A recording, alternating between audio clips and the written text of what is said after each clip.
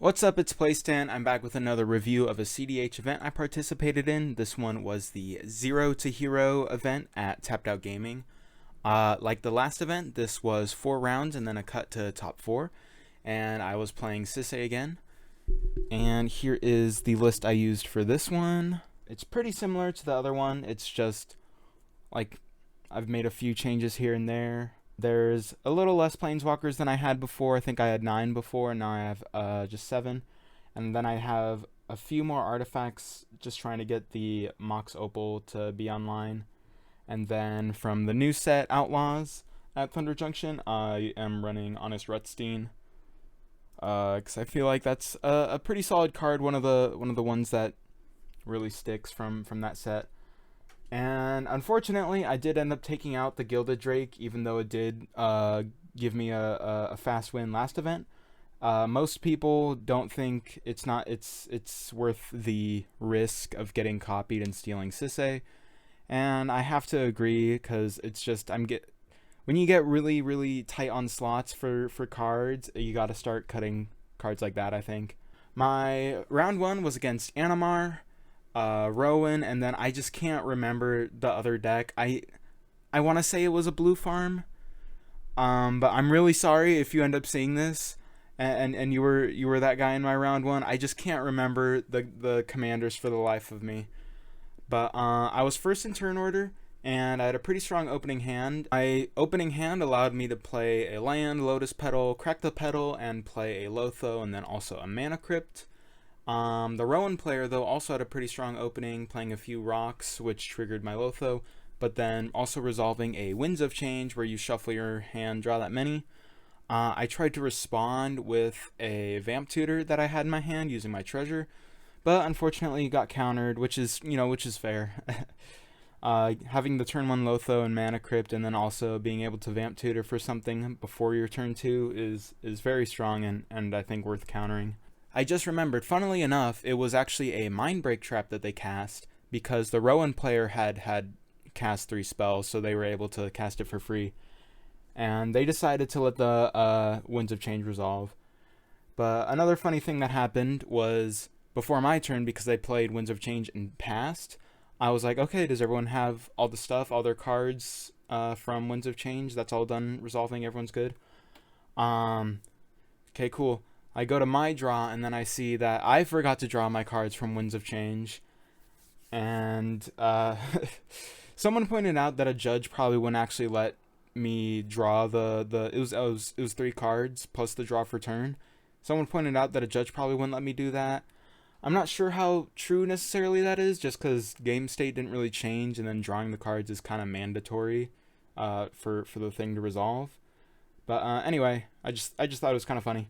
The Animar player ended up playing a ton of creatures and filling up the board, including a Dockside, and they also swung Animar at me for 9 commander. I did try to go off with Tyvar and Selvala with cEDH, which usually just wins the game on its own, but I did end up being 1 like mana or cEDH power short for the Selvala mana, which sucked because the previous turn rotation I had missed a Lotho trigger, so I was going to be really mad if I ended up losing off that. But I did end up grabbing on my last cEDH activation a Sakashima, copying the Animar's Dockside, and then I could go off from there. So I was pretty happy with that. I managed to make it work. My round 2 was against the new 2-color Atali, Chulane and Brea. I was going 3rd, but I still kept a hand with a turn 1 Remora, just because I had a feeling Brea would cast a bunch of stuff and trigger it a lot.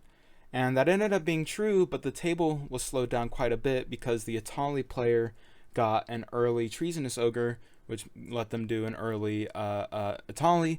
And off the Atali ETB trigger, they got Drannith Magistrate from the Chulane player, and that slowed just everyone down. I tried to play a 3-fairy that got countered, and then I also tried to play Aminato and Dockside. I think the Aminato got countered, but Dockside resolved, which gave me a bit of mana. Unfortunately, with the Drannith, I didn't really have anything to do with it, and then a Collector Roof came down, so I just didn't really have much to do that game.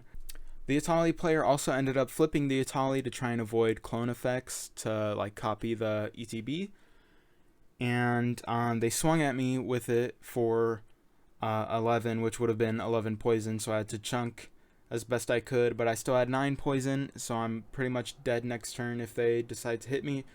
So on my upkeep, I did a Worldly Tutor to try and find some kind of answer, and while I'm Worldly Tutoring, I see that I have Guilladrone Dahada, and I realize I could have used the Vamp Tutor I also had in hand to grab the Guilladrone Dahada, minus it to gain control of the Atali, give it haste, and swing out at the Atali player, because they were tapped, all their creatures were tapped out. So I was a little annoyed that I didn't think of that, because I would have had to burn the Vamp Tutor in addition to the Worldly Tutor, and I was like, at that point I don't think it's worth it. But I think if I had thought of that, it definitely would have been the smart play. Sure, it would have enabled the Brea and the Tulane player to cast their commanders, but still, I just needed the board state to change. Anyway, but once the Drannith was gone, the Tulane player managed to pop off and take the game. But I still think it was a pretty good game. Either way. My round 3 was against Blue Farm, Kinnan, and Jetmir. I kept my opening hand because it had Ignoble Hierarch, Bloom Tender, and a Dockside. So pretty strong. Pretty optimal, or close to, in my opinion. But the Jetmir player played an early Honor Guard, which stops the ETBs, which kind of ruins the Dockside, unfortunately. I ended up tutoring for a Resculpt to try and stop the Kinnan player, who started threatening a combo pretty early, or get rid of the Torpor Orb creature to try and go off myself. The Kinnan player had Basalt Monolith and Kinnan, but they weren't actually, they didn't have any combo pieces or like mana filters. So I held on to the Resculpt there, but then they did a Kinnan activation and grabbed Metamorph, copying the Basalt, and then at that point I can only get rid of one, and it's not like you can really respond to it because you don't have priority before it enters off the Kinnan. So they ended up taking the game, and yeah, it's kind of like if I just stop the Kinnan early, that kind of throws away my chances of winning without being able to use my Dockside. But at the same time, yeah, it was just kind of a rough decision to try and make. So still a decent game. A little lackluster just because I didn't really get to do quite as much as I would have liked, but oh well. And then there was round 4, last round before the cut, and this was my last chance to try and get 2 wins. It was against a Magda and I believe 2 Blue Farm decks.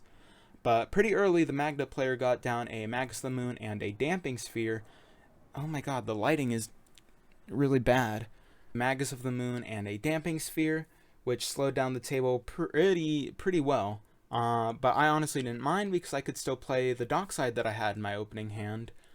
And when I landed the Dockside, I started to combo with Sisay. So the Dockside landed successfully, and I started trying to go off with Sisay. The first Sisay activation, I got Kinnan because it takes 5 treasures and turns that into 2 more Sisay activations. And I got Aminato, successfully flickered the Dockside once, and then got Nicol Bolas and tried to flicker it again because I assumed since the Dockside landed and I was able to flicker it the first time, I was just safe from that point on. No one had anything. But when I targeted it with the Nicol Bolas flicker, it was targeted with a swords. I had enough treasures to activate and grab Urtai, but unfortunately they had a counter. And then it was like, okay, I'll use my last treasure that I had, sack it for 2, and play an offer you can't refuse. But unfortunately, one of the Blue Farm players, or the other Blue Farm player, because one of them was threatening this, but the other Blue Farm player at that point then decided to cast a Pact of Negation, and that just kind of sealed the deal. Dockside got exiled, and there goes the combo. And the annoying part about that is they only had 3 mana. And they did happen to have an Angel's Grace in hand, which could have been interesting, but they did not have any any white mana to cast it because of the Magus of the Moon. And then he like told the Magda player with the Magus, just swing at the... There's a hair on me, and I can't grab it. It's making me mad. There we go. They did tell the Magda player, hey, if you can kill it, I'll still be in the game. So, just swing at Sisei, he'll block it and kill it, and then I'll be able to keep playing. But then at that point, it's like, obviously I'm not going to allow that to happen. So I ended up being admittedly a little salty after that, just because, losing to a pact they can't pay for is really annoying. But I did realize, though, I could have just grabbed Emil with Sisei, made like the infinite mana, and then even if Dockside gets targeted, I believe I would have had enough left over to just activate Emil again in response. So instead of losing to a like questionable pact, I realized I could have just played better, and then instead of someone else's fault, it's all my fault for playing badly. And it was frustrating because I do take these kinds of events a little more seriously and try and practice and prepare. So losing because of my own play made me a little disappointed with myself. But at the end of the day, all I can do, is learn from it, move on, and, there'll be other events I can play in and try and do better in. But yeah, Magda player did end up, winning it, grinding it out, because just the Magus being out and no Dockside, it's hard for the rest of the table to do anything. But anyway, overall, despite being a little upset, a little salty at the end with myself, I still had fun, and then participating in these more competitive events is a nice change of pace. And they're a good way to learn, good way to practice cEDH, and hopefully I'm able to use my experiences and the games I played at this event to play better at the next one. But anyways, thanks for watching, and I'll see you later.